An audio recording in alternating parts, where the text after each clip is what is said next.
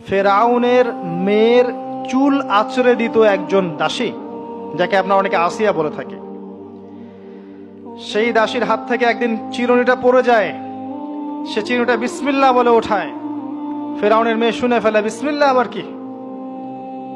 আমার বাবা ছাড়াও তোমার কোন ইলাহ আছে? সে বলে, হ্যাঁ, আমার আল্লাহ একজন ইলাহ আছে, সে আমার ইলাহ, তোমার বাবারও ইলাহ। ফেরাউন এটা শুনে ফেলে। তেল গরম, কড়াই গরম করে তেল সেখানে ফুটানো হয়, এখানে তাকে নিক্ষেপ করে হত্যা করা হয়। আসিয়া মৃত্যুর আগে সে আল্লাহর কাছে দোয়া করেছিল, আল্লাহ আমার জন্যে তোমার জান্নাত, তোমার পাশে একটা জান্নাত, একটা ঘর নির্মাণ করো, আর ফেরাউনের এই আযাব থেকে আমাকে হেফাজত করো, বাঁচাও। আল্লাহ পাক ফেরাউনের দাসী আসিয়ার জন্য জান্নাতে ঘর নির্মাণ করেছেন। সেই ঘর থেকে ঘ্রাণ আসছে।